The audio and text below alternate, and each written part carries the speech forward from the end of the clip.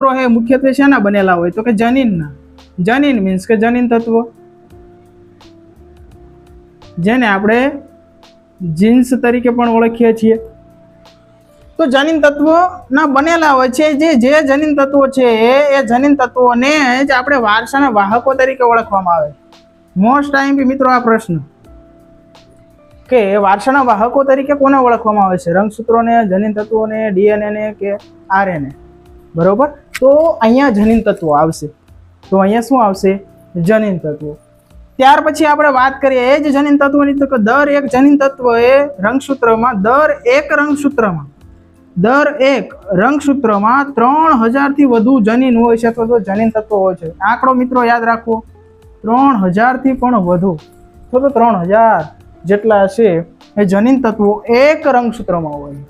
તો અહીંયા રંગસૂત્રની જ્યારે વાત કરીએ તો રંગસૂત્રની